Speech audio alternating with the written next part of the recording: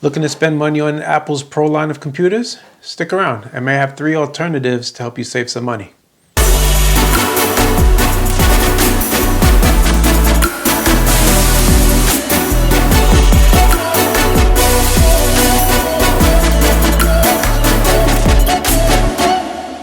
What's up, everybody? Welcome back to another episode of the Mosh Posh. In this episode, we'll be looking at 3 ways, or I'll be giving you options of 3 things that you can do to save some money if you're kind of on the fence about getting any of Apple's new Pro hardware computers. So something that I did, let's say, actually last year, mid-19, instead of, buying something new, I kind of went backwards. So this isn't part of one of the 3, but I think this is a good starting place because this is kind of what I did.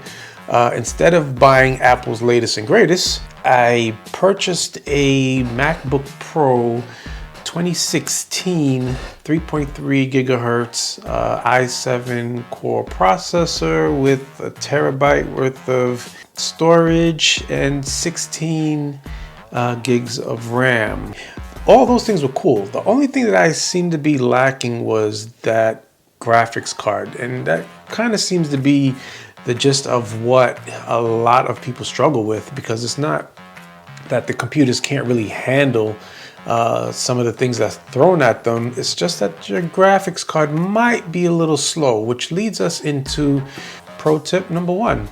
And that's a eGPU. The eGPU that I went with is the Razer Core X eGPU, which comes in at about $800.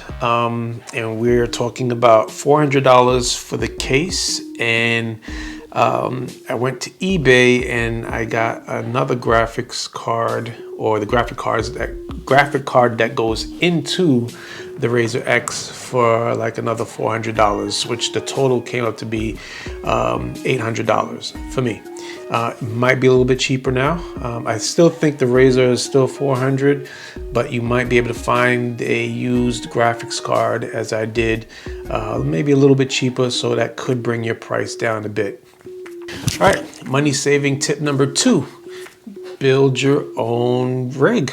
There is a YouTuber, I will link her down in the description below, and she has built a monster of a system that basically upstages Apple's current Pro line of computer, and it's homegrown, and she has all the list of stuff to get or to buy, so you can build the monstrosity at a fraction of the price, and at the same time outperforming what Apple has right now.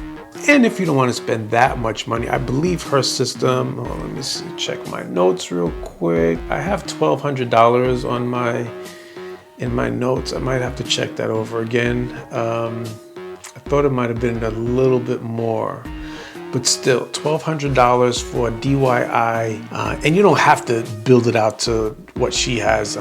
There are other people on YouTube with the Hackintosh setup where you can build it to fit your need. So it doesn't even have to cost you $1,200. It can cost you $800, probably the same as the eGPU. Every couple of years, you're gonna have to bump up, and if everything is really getting into like more mainstreamed of 4K and definitely 8K, you're gonna need processing power to push that footage. And so that might be a thing for me. Maybe in the next 2 years, I'll build a Hackintosh. That's money saving tip number 2, building your own Hackintosh.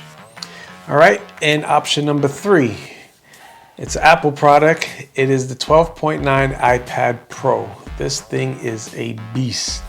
I know they're coming out with the new one in, I believe, a couple of months, spring. The 5G, if you want to hold off for that one, fine.